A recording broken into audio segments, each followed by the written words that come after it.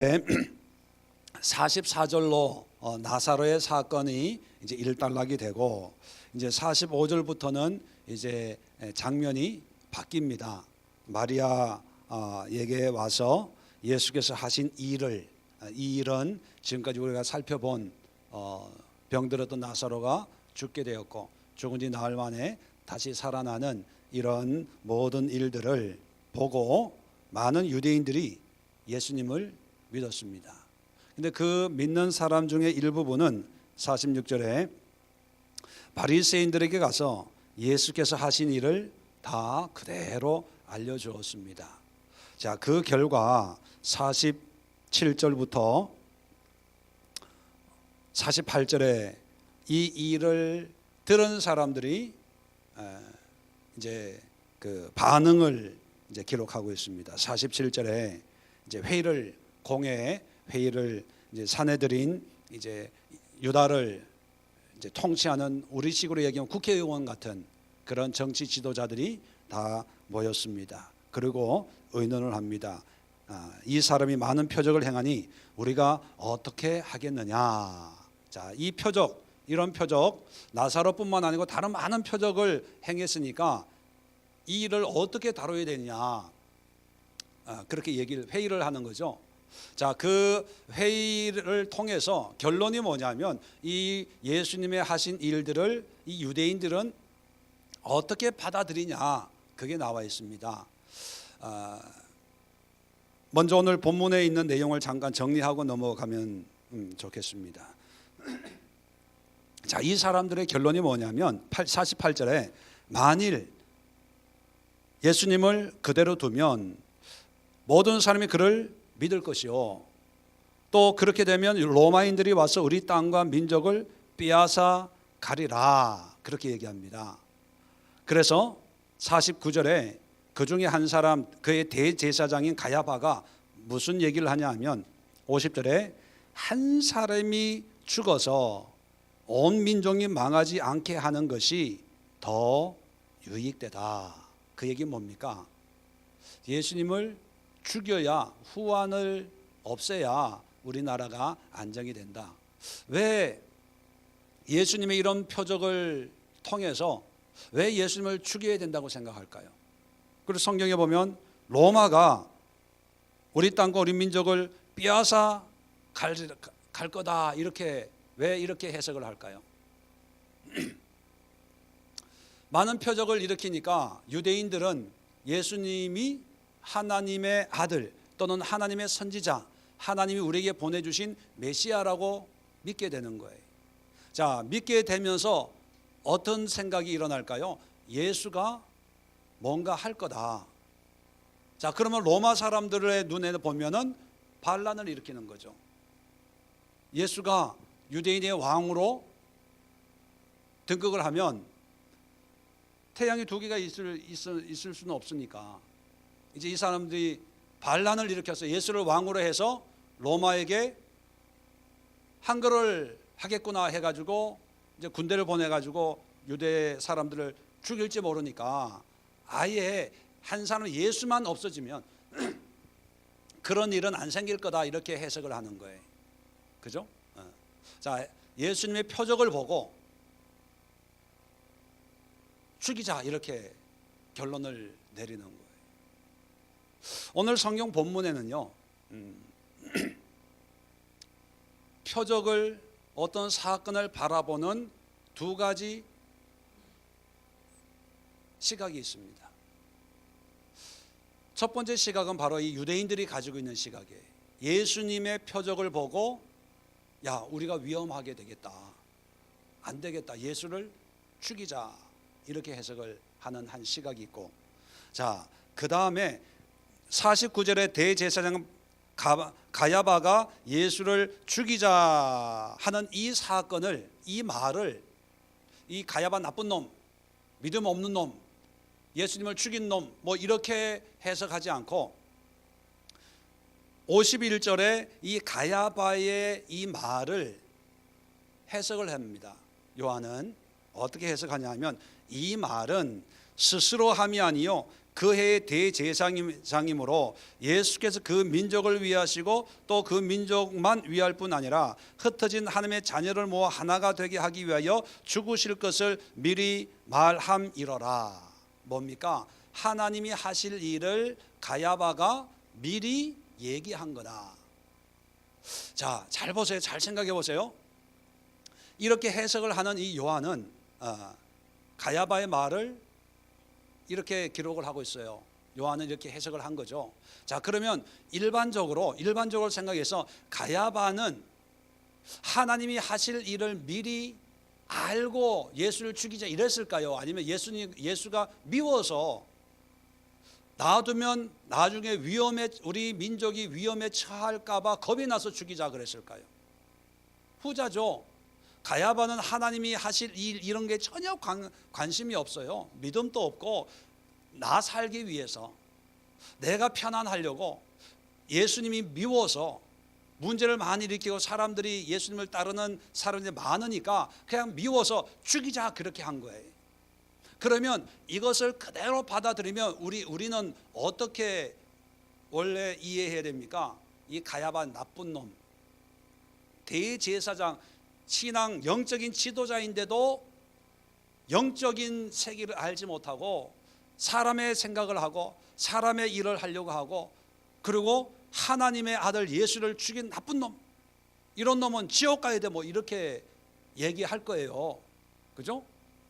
그런데 하나님의 역사를 이제 보게 되면 어떤 사건 그 자체로 받아들이는 게 아니라 해석을 하는 거예요. 비록 대제사장 가야바가 믿음 없는 사람이지만, 하나님을 대적하는 사람이지만, 백성들을 바른 길이 아닌 잘못된 길로 인도하는 옳지 못한 지도자지만, 하나님이 그 입을 빌려서 하나님이 하실 일을 미리 말씀하도록 하는 도구로 쓰시는구나, 이렇게 해석이 된다는 거예요. 이해가 되세요? 그 전까지는 누가 나한테 나쁜 말을 하면 마음이 상했어요. 아니 내가 왜 그렇지도 않은데 없는 말을 왜 지어서 해? 따질 거야, 막 이렇게 흥분하고 했다면, 근데 이 하나님의 역사를 경험하고 나니까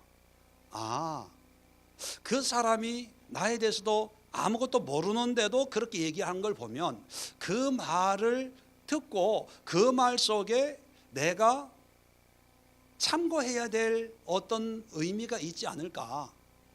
그래서 하나님이 그 사람의 입을 빌려서 나한테 말씀하려고 하는 게 아닐까, 이렇게 받아들인다는 거예요. 자, 이해가 이해되세요? 자, 이걸 이제 이 표적에 대해서 사람들이 이걸 어찌해야 하냐 이렇게 회의를 할 정도예요. 자, 그러면 표적을 해석하는 방법을 알면 어떻게 돼야 됩니까? 예수님이 하나님의 아들이시구나.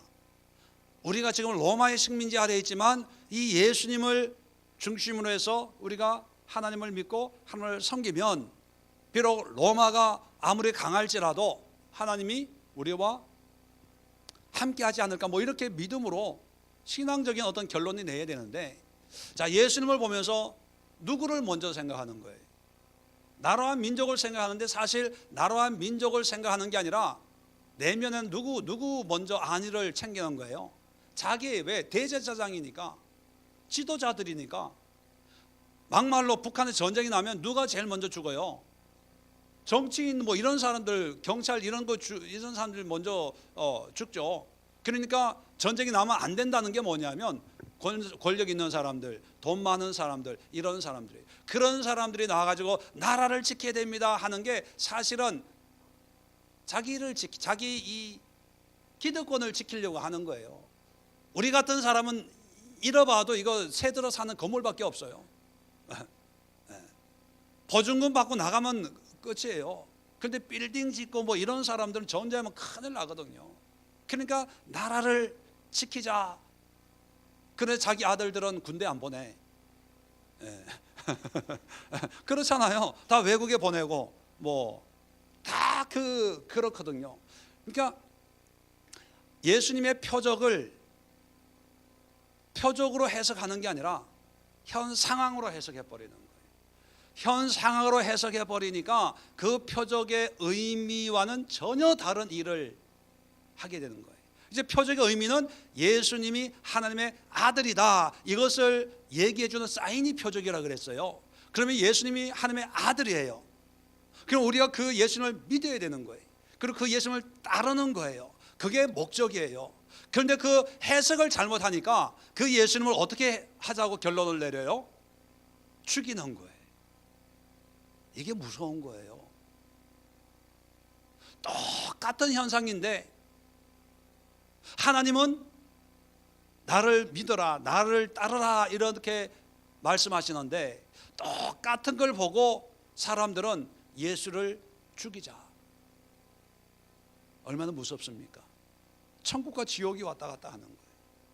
오늘날 우리 신앙생활 속에서도 하나님이 주시는 여러 가지 어떤 말씀이나 또 신앙적인 어떤 표적이나 우리의 삶에 하나님의 말씀하시는 것을 우리가 바르게 분별을 해야 되는데, 바르게 분별하지 않고 세상적으로, 환경적으로, 내 중심적으로 생각을 하면, 해석하면 하나님을 오히려 죽여요.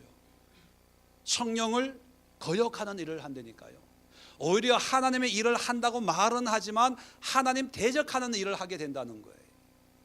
이런 일이 많이 생길까요? 없을까요? 오늘날은 경험해 보셨어요? 안 해보셨어요? 솔직하게 우리끼리 얘기니까 어디 가서 얘기하지 말고 우리끼리 하나님의 일을 한다고 한 것이 나중에 보니까 하나님 뜻 반대로 산 게 얼마나 많았어요. 그죠? 아예 하나님을 처음부터 대적하면 그나마 덜 속상해요. 그런데 믿노라고 했는데 지금까지 보니까 헛걸음한 거야. 허공을 친 거예요. 쓸데없는 데 신경을 쓴 거예요. 오히려 하나님의 영광을 위해서라고 했지만 나중에 보니까 하나님의 영광 가렸던 거예요. 얼마나 부끄럽고 창피하고. 하나님 그런 적이 얼마나 많습니까? 유대인들이 그런 거예요. 자, 표적을 제가 5장에 보면 자, 한번 정리를 한번 이게 다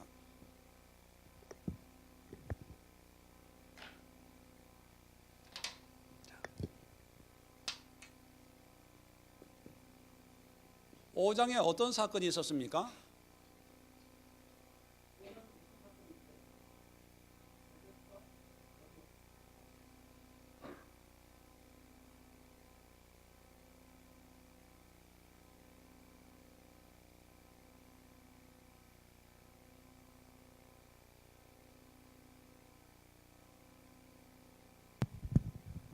네. 자, 5장에 보면 베데스다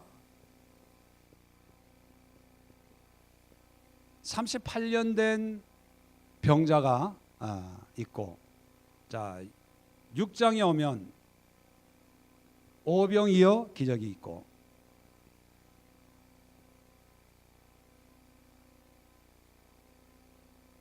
9장에 오면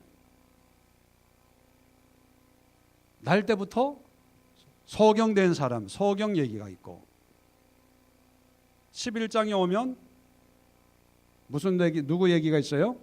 나사로. 네. 자, 예수님이 요한복음을 통해서 적어도 뭐 여러 가지 표적이 있지만 이제 이 사람이 이런 표적을 행하니 했으니까 예수님이 행한 요한복음엔 우리가 공부한 그런 내용만 보면 크게 이런 표적들이 있어요. 다른 기타 등등도 있지만. 자, 그러면 이 표적들의 목적이 뭐라고요? 하나님의 예수님이 하나님의 아들인 것과 또 하나님의 하실 일을 나타내고 또 이것을 통해 하나님께 영광. 이걸 그냥 그 얘기가 그 얘기니까 우리가 하나님 영광 이렇게 목적은 표적은 하나님의 영광.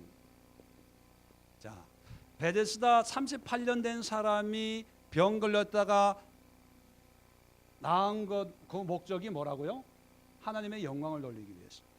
오병이어 기적을 통해서 너희가 배고프면 나를 따르면 내가 다 먹여줄 거야, 이것이 아니라 오병이어 기적을 일으키는 분이 누구냐? 예수 그리스도다. 이게 예수님을 믿고 따르면 영원한 생명을 얻는다. 영원히 목마르지 않는다. 그걸 얘기하려고 하는 거 아닙니까? 자, 하나님의 영광이. 소경, 이게 누구의 죄입니까? 물어봐요. 이건 그의 죄도 부모의 죄도 아니고 하나님이 하실 일, 영광 받는 일을 위해서 소경이 됐다. 자, 나사로도 우리가 배웠죠?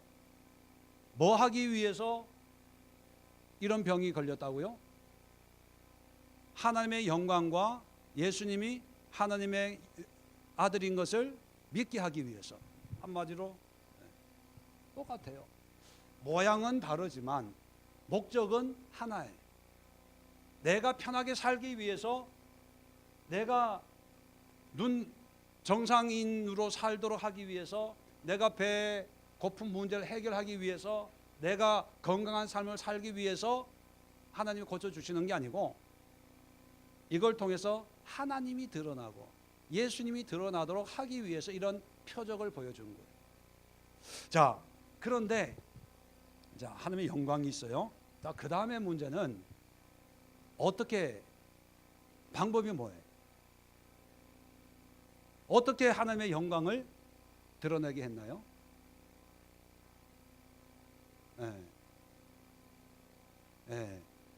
베데스다 사람들은 자리를 들고 일어나 가라 했을 때 어디로 갔어요? 성전으로 갔어요. 왜?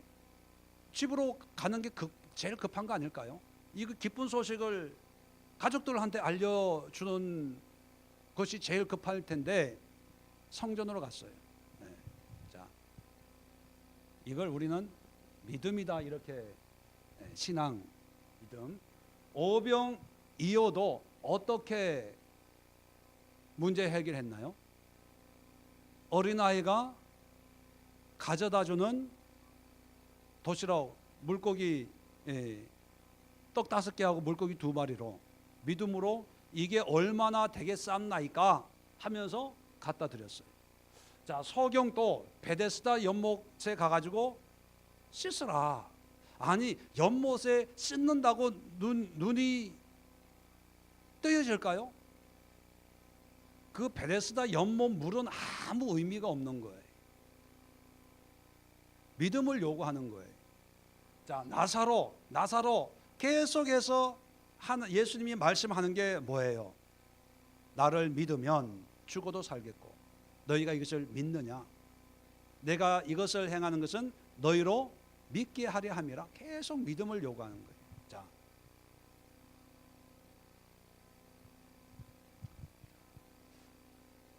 이 믿음을 위해서, 이 믿음이 이런 상황에 적용이 되는데, 이 믿음이 누구 앞에 이렇게 고백되어지냐? 예수님이 베데스다 수많은 환자들이 있는데 그 모든 환자들이 믿음이 있다고 다 치료되는 게 아니라 예수님을 만나가지고 이 믿음이 고백되어질 때, 이 믿음은 항상 예수님과 함께 있었다는 거예요. 자, 오병이어 기적도 도시락만 가지고 있으면 문제 해결됩니까? 도시락 가지고 주여 믿습니다, 우리 교인들이 오늘 점심 챙겨 먹고 12강줄이 남도록 해 주실 줄로 믿습니다 한다고 그렇게 됩니까? 누구가 있어야 되는 거예요? 예수님이 있어야 되는 거예요. 예수님. 자, 소경도 그냥 실로암에 가서 눈만 물로 씻기만 하면 해결되나요? 만약 그렇게 되면 지금 실로암은 아마 안과 병원이 아마 주변에 엄청 많아질 거예요. 예수님이 있어야 됩니다. 나사로의 죽음도 예수님한테 병이 걸렸습니다. 예수님 오세요. 또 나사로가 죽은 걸 알고 예수님이 그 굴 앞에서 나사로야 나오라 했을 때 나사로가 나온 거지. 제가 아마 그렇게 한다고 해서 다 살아날 것 같으면 제가 바빠가지고요, 아마 장례식장은 다 신방 다닐 거예요. 장례식장 가서 아무개 씨 나오세요. 아무개 여사님 나오세요. 난 믿음으로 외쳐요. 그러면 살아나요, 안 나요? 안 나요. 예수님 앞에서 예수님과 함께, 또는 예수님이 하셔야 되는 거예요. 사람이 하는 게 아니에요, 예수님이. 자, 그러면 그 다음에 과정은 어때요? 이런 과정을 통해 이 사람들이 어떻게 해요? 예수님의 말씀에 순종이에요. 순종. 네. 그죠? 네. 순종. 오병이에 나눠줘라. 아니, 세상에 그 도시락을 나눠준다고 우리는 결과를 아니까 아멘 하지만, 그 상황에서 이거 나눠준다고 그거 나눠주겠어요? 제가 돈 10,000원 드리면서 김 집사님 이 10,000원 가지고 차 한 대 뽑으세요. 웃잖아요. 우리 웃잖아요. 그거 하고 이거 하고 뭐 다를 게 뭐가 있어요? 이거 가지고 갖다 줘라. 이거 너 장난치는 것도 아니고, 그런데 갖다 준다니까요. 네. 갈릴리 가나 혼인 잔치도 마찬가지죠. 물을 부어놓고 지금 포도주가 없어서 난리인데 물 떠다 줘라. 이거 뭐 뺨 맞을 일이죠. 그런데 순종해요. 순종하니까 기적이 일어나는 거예요. 자, 소경도 순종하니까 눈을 뜨는 거예요. 나사로도 순종하니까 돌을 열어라. 사흘이 지나서 아직 냄새 나나이다. 시끄럽다. 잠만 말고 돌을 굴려라. 나사로에 나오라 하니까 나사로 걸어 나오는 거예요.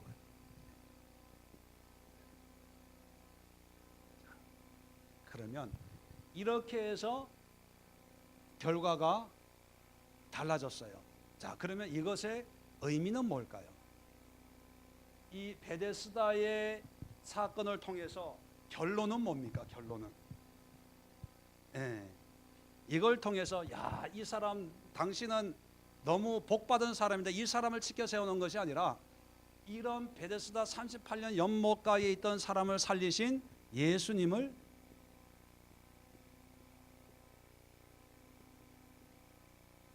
믿는 거예요. 이게 목적이에요. 예수님을 믿는 것이 하나님의 영광을 돌리는 거예요. 자, 오병이어를 통해서, 이걸 통해서 예수님이 의도하는 최종적인 목적은 뭐예요? 배고플 때는 나를 찾아라 할까요? 나를 믿으라는 거예요. 내가 생명의 떡이고 참된 음료다. 내 피를 마시고 내 살을 먹어라. 그거예요. 그 살을 먹고 마시라는 것이 사람 살코기를 먹으라는 게 아니라, 예수님의 말씀과 예수님의 가르침을 그대로 사는 그런 예수님을 믿는 삶을 얘기하는 거죠. 우리가 성찬할 때 성찬을 하면서 우리의 믿음을 고백하는 것처럼, 자, 소경을 통해서 자, 너 눈 떴으니까 이제 가족으로 돌아가라, 이게 아니라 나중에 소경이 예수님을 다시 만나요. 그리고 내가 믿습니다. 그래, 믿음을, 그죠? 자, 나사로를 통해서 계속해서 강조하는 게 뭐예요? 나를 믿으면 산다. 믿느냐? 산다. 믿으면 산다니까. 그걸 계속 강조해요. 그 뭐냐면, 이 나사로의 죽음도, 죽었다가 살아나는 것도, 야, 나사로 너 어떻게 살아? 이 나사로하고 인터뷰하고 뭐 이런 일을 하는 것보다는 이 나사로를 통해서 살아났다는 것을 보고, 아, 예수님을 믿으면 어떤 문제가 해결이 되고, 예수님만 내 인생에 오시면 죽었던 사람도 살아나는구나. 예수님이 하나님의 아들이구나. 이거를 믿도록 하기 위해서. 지난 42절에 보면 하나님 앞에 기도할 때, 이제 나사로를 부르기 전에 예수님이 하나님 앞에 기도해요. 41절에 아버지여 내 말을 들으신 걸 감사하나이다 하고, 항상 내 말을 들으시는 줄 내가 알았나이다. 그러나 이 말씀하옵는 것은, 이 말씀하옵는 것이라고 하는, 기도하는 것은 둘러선 무리를 위함이니 곧 아버지께서 나를 보내신 것을 그들로 믿게 하려 함이라. 나사로를 살리는 것은 그 살아나는 것을 목격한 사람들로 하여금 예수님을 믿도록 하는 거예요. 나사로가 특별히 이뻐서가 아니에요. 믿도록 하기 위해. 자, 여기까지 우리가 다 공부한 거예요. 자, 그러면 이게 표적이지 않습니까? 그죠? 이게 표적이에요. 그러면 이 표적을 보고, 자, 예수님이 이런 표적을 행했는데 어떻게 해야 될까? 이런 질문을 공회를 열면서 하는 것처럼 우리도 이제 회의를 한다고 생각을 해봅시다. 그러면 이런 표적을 통해서 어떻게 해야 되냐? 이렇게 하면 여러분은 뭐라고 대답하시겠어요? 예? 예. 결론이 적으니까 이런 표적을 통해서 어떻게 해야 되냐? 예. 이런 표적을 통해서 예수님이 하나님의 아들이시고 우리의 메시아이신 것을 믿고 순종하고 따르고 섬기고, 그죠? 그런 결론이 되는 거예요. 근데 유대인들은 이런 표적을 행하니 우리가 어떻게 하랴 했더니만 이놈을 죽이자 이렇게 되는 거예요. 이것만 없으면 다 해결된다. 그죠? 자, 이걸로 끝나는 게 아니고요. 자, 11장은 없지만 빨간 볼펜이라서 그런데 여기 네 문제가 있어요. 네 문제. 뭐 여러 가지 문제, 여러 가지. 예. 이금실 집사님에게 제일 큰 문제는 뭡니까? 없다고 이제 이거 녹음됩니다. 하여튼 그 문제도 여기에 포함돼요. 김건열 집사님은 무슨 문제가? 옆에 있는 사람? 예, 하여튼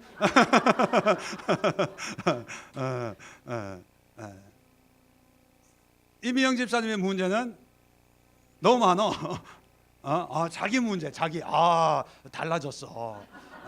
우리 집사님이 달라졌어요. 남편은 나라고 이렇게 하는데, 하여튼 이 문제가 뭐 베데스다 문제보다 더 큰 문제, 오병이 먹고 사는 문제보다 더 큰 문제, 뭐 내 불편한 것보다 더 큰 문제, 내가 진짜 죽고 싶다, 아예 차라리 여기서 딱 천국 갔으면 좋겠다 하는 그런 문제보다 더 큰 문제, 더 심각한 문제. 자, 이런 문제가 있어요. 그러면 우리는 어떻게 해석해야 됩니까? 이 방법대로 해석해야 돼요. 자, 이 문제가 아무리 커도 우리는 이 문제의 목적은 뭐다? 하나님이 이 병화를 나한테 붙여준 거는 할렐루야, 그렇게 돼야 되는 거예요. 김금률 집사님에게는 박권사를 붙여준 거는 우리 가정을 통해서 하나님께 영광 돌리는 가정을 세우도록 기도하는 아내로 박권사를 줬다, 이렇게 해석을 하는 거예요. 내 밥만 해주고 몸에 좋은 것만 그런 게 아니고 그렇게 해석하는 거예요. 이미영 집사님도 내 쏘가지가 뭐 이렇고 이것도 안 좋고 이것도 안 좋고 그렇게 계속 하면요 평생 그렇게 살 수밖에 없어요. 근데 이렇게 이런 성격이 이렇고 뭐도 있고 뭐 그런 거 있잖아요. 그런데 이 모든 것이 하나님의 영광을 위해서 하나님이 나에게 이렇게 이런 성격과 기질을 줬나 보다. 그거에 왜 이유는 묻지 마세요. 그렇게 해석을 하는 거예요. 그러게 풀리는 거예요. 자, 해석이 됐죠? 하나님의 영광. 그 다음에 이런 하나님께 영광을 돌리려면 내 문제가 해결이 돼야 영광이 됩니까? 아니면 이 문제 속에 내가 믿음을 가지면 해결이 됩니까? 네, 믿음을 가지면 다 해결이 돼서 믿음을 가지는 게 아니라 믿으니까 해결이 되는 거예요. 그러니까 두 번째, 그냥 믿음으로 나가는 거예요. 믿음. 내가 뭔가 달라져서 내가 뭔가 변화가 돼가지고 뭔가 하면 좋죠. 그런데 그렇게 안 되더라도 그냥 믿는 거예요.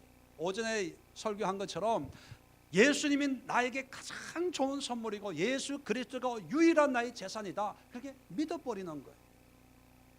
그리고 그 믿음을 붙잡아 버리는 거예요. 자, 그리고 믿는다고 믿습니다 하면 안 되는 거예요. 자, 이 믿음이 누구 앞에서 드러나야 돼요? 내 인생에 예수님이 오셔야 돼요. 예수님. 믿노라 하는 사람들이 믿습니다 하지만 예수님이 없으니까 자기 믿음대로 되는 거예요. 여기 대제사장들과 공회로 모인 사람들이 당시 종교 지도자, 유다의 지도자들이거든요.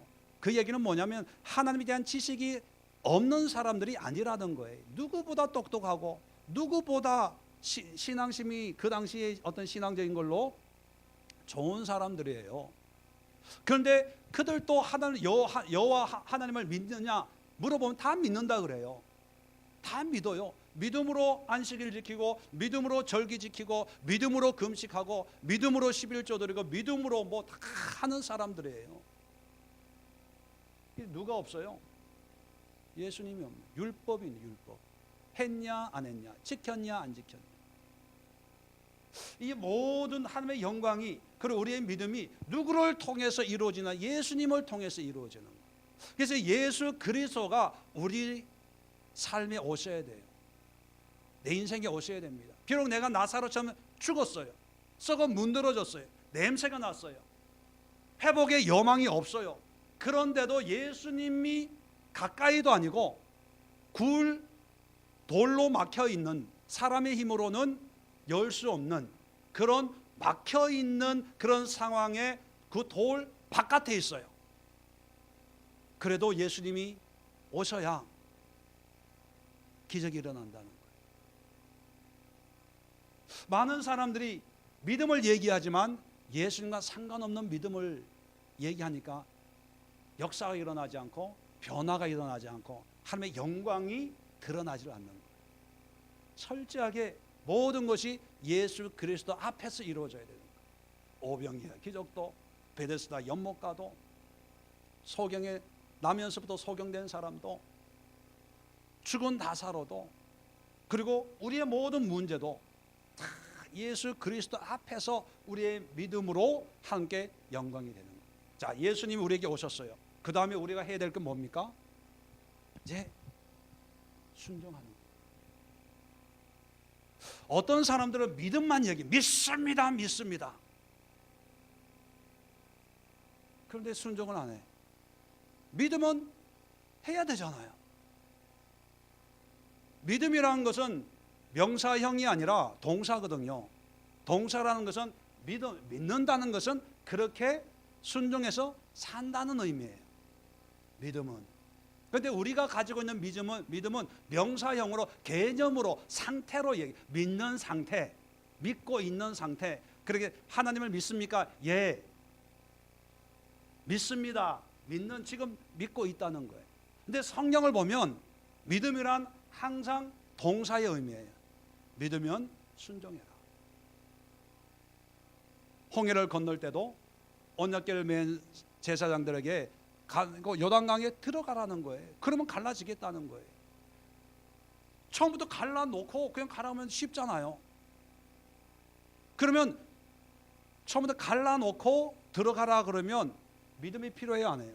필요 없어요. 순종이 필요해요? 필요 없어요. 믿음과 순종이 필요한 이유는 우리 눈과 우리의 느낌과 우리의 생각으로는 변화가 없어요. 그런데 예수님이 이 모든 것을 우리의 문제를 통해서 하나님 앞에 영광을 돌린다고 하는 믿음이 있으니까, 그런 믿음이 있으면 지금 변화가 없어도 그냥 순종하는 거예요. 자, 그래서 어떤 문제 해결이 일어났습니다. 자, 그 결과 우리는 어떤 결론을 내려야 됩니까? 하나님이 이 문제를 통해서 우리의 구주가 되시는 예수님을 더욱 믿고 따르는 믿음의 삶을 살라고 이 문제를 이렇게 해결해 주시는구나, 또 이 문제를 나에게 주시는구나, 이렇게 해석이 돼야 되는 거예요. 그죠? 자, 그런데 오늘 본문에 보면 이 표적을 가지고 얘기하는데, 이 표적을 통해서 자, 하나님의 영광을 드러낸다고 해석을 해요? 아니면 자기들을 불편하게 하는 일이라고 해석을 합니까? 자기 이기적으로 해석하는 거예요. 하나님의 영광이 아니라 자기 영광을 드러내려고 하는 거예요. 뭔가 하면, 하나님이 뭔가 일을 하려고 하면 먼저 계산기를 두드려요. 그 계산기는 내가 손해가 되냐 플러스가 되냐, 내가 힘드냐 힘이 안 드냐, 내가 쉽냐 안 쉽냐, 시간이 빼앗기냐 안 빼앗기냐, 돈이 손해가 있냐 없냐, 이것부터 계산을 해요. 그러니까 예수님을 믿는 믿음이 안 생기는 거예요. 순종은 당연히 안 되겠죠. 자, 또 회의로 모인 사람들이 이 사건을 가지고 믿음을 얘기해요? 아니면 현실을 얘기해요? 현실을 얘기해요. 당장 로마가 우리를 지배하고 있는데 예수가 왕이라는 사실이 로마 당국에 들어가면 반란한다고 생각을 해서 우리 민족을 다 죽일 거 아니냐. 믿음은 없어요. 다 현실을 얘기해요. 그 결과 예수님이 있어요 없어요? 없어요. 단지 죽여 없애야 될 사람. 그러니까 예수님에게 순종하는 것이 아니라 누구한테 순종하는 거예요? 자기 자신, 마귀, 사람의 생각에 순종해서, 순종의 결과가 예수님을 믿는 믿음으로 드러나는 게 아니라 오히려 예수님을 죽이는 걸로 드러난다. 반대로 요한은 대제사장 가야바의 말을 그냥 사람의 말로 안 듣고 요 문제 여기 집어넣으면 돼요. 자, 가야바 말은 일단 그냥 사람이 들으면 기분 좋은 얘기예요, 안 좋은 얘기예요? 제자들이 들을 때 안 좋죠. 그러나 안 좋다고 얘기하지 않아요. 하나님이 미리 하실 것을 말씀함이로라. 하나님 앞에 영광을, 하나님이 이 믿음 없는 정치적인 이 가야바의 입을 통해서 하나님이 하실 일을 나타내는구나. 자, 그리고 예수님의 죽으심을, 물론 이제 이 요한복음을 쓸 때는 예수님이 죽고 부활한 다음에 이제 결과를 아니까 아마 이걸 이렇게 써놓은 것 같아요. 그러나 보면 이 글을 쓰고 있는 요한은 이 가야바의 이 말이 그대로 하나님이 뭐 미리 하실 걸 예언함이로라 이렇게 얘기하는 걸 보니까 가야바의 말을 믿어야 안 믿어요? 믿어요. 죽이겠구나. 근데 그것이 가야바의 계획이 아니라 하나님의 계획인 것을 믿는 거예요. 믿기 때문에 당연히 순종하고, 여기에 써놓는 이유는 뭡니까? 그러나 예수가 하나님의 아들이다 하는 것을 인정하니까 기록에 남겨놨겠죠. 똑같은 문제도 우리의 감정대로, 우리의 지식대로 해석하는 게 아니라 이 표적의 의미를 깨닫고 그렇게 하나씩 해석해 나가는 거예요. 요한복음만 아니라 마태, 마가, 누가, 예수님의 기적과 이적뿐만 아니라 바울이 또는 베드로가 성경에 나와 있는 많은 기적과 이적들을 모양과 모습은 다 다르지만 그것을 바라보는 해석의 관점은 항상 이렇게 되어야 된다는 거예요. 이것이 하나님의 의도고 뜻이에요. 자, 성경이 이렇게 기록되어 있다면 우리 삶의 문제도 이렇게 해석을 해야 된다는 거예요. 왜요? 믿는 자에게 하나님이 주시는 표적은 똑같아요. 모양은 다르지만, 모양은 다 다르잖아요. 그런데 전개되는 모든 것은 다 똑같아요. 자, 여러분 오늘 이 설교를 듣고 집에 돌아가셔가지고 여러분들이 제일 힘들게 하는 요소들을 여기에다가 한번 대입을 해놓고 해석을 한번 해보세요. 믿음은, 어떤 사람 믿음의 정의를 이렇게 내립니다. 믿음이란 뭐냐? 해석에 대한 반응이다. 이렇게 정의를 내리는 사람이 있어요. 우리가 삼라만상을 어떻게 다 해석합니까? 해석 안 되는 게 너무 많아요. 그런데 그런 문제들을 성경적으로 믿음으로 해석하고 그 나아가서 그 해석에 대한 반응이 믿음이다. 이렇게 얘기하는 거거든요. 믿음이 좋다 안 좋다 그거는 아무도 몰라요. 단지 우리의 문제를 말씀 앞에서 이렇게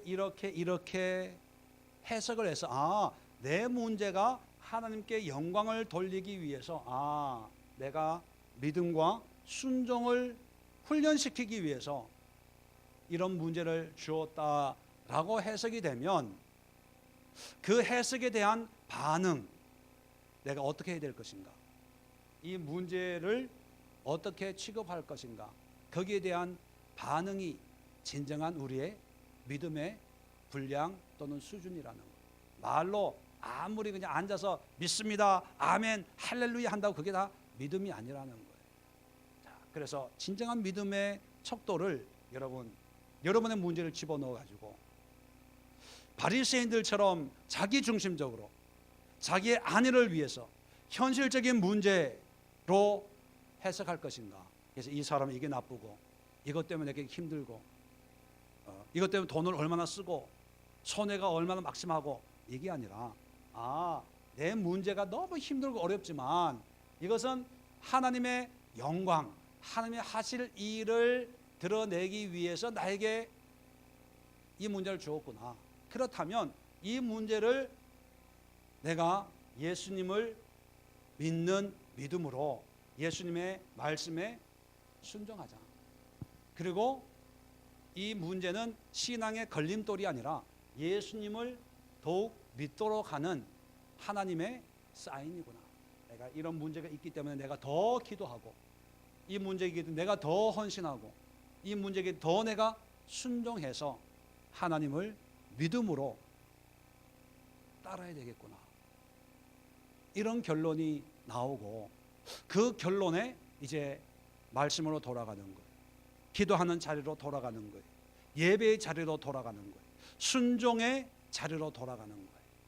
믿음으로 헌신하는 그런 자리로 돌아가는 거예요.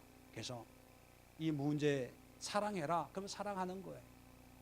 여보 회개해라. 그러면 여보 미안해. 내가 잘못했어.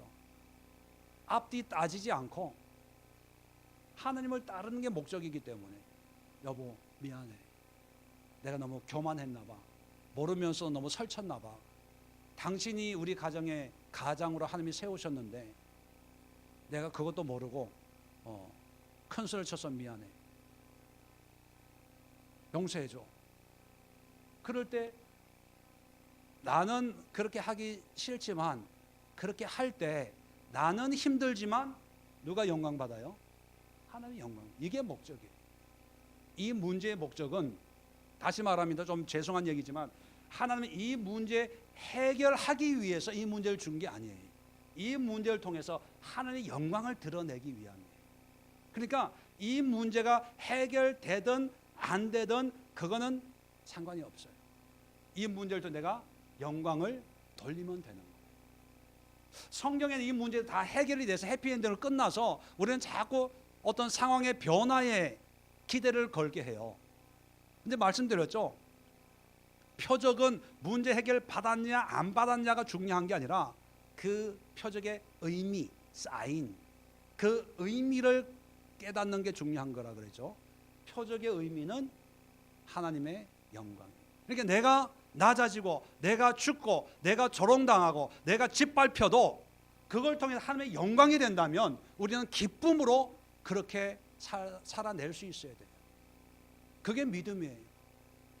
그게 하나님과 딱 붙어서 하나님을 사랑하는 그런 삶의 모습입니다. 그런데 하나님의 영광보다는 내가 영광되는 것이 하나님의 영광이라고 생각을 해요. 그건 잘못 가르친 거예요. 그렇게 되면서부터 하나님의 영광은 늘 후순위.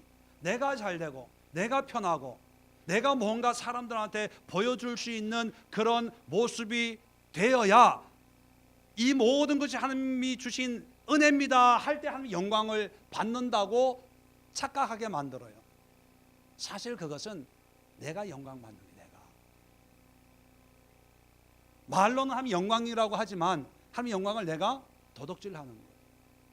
하나님의 영광은요, 물론 하나님이 세우셔서 영광 받는 경우도 있어요. 뭐 다니엘 같은, 느헤미야 같은. 그런데 나를 죽여요. 예수님도 죽으셨잖아요. 죽으심으로 말미암아 하나님이 영광 받잖아요. 우리가 이런 걸 보면 중요한, 우리의 삶에 중요한 게 뭔가를, 목회를 한 건 저도 교회 부흥이 하나님의 영광이라고 생각하면 안 되는 거예요.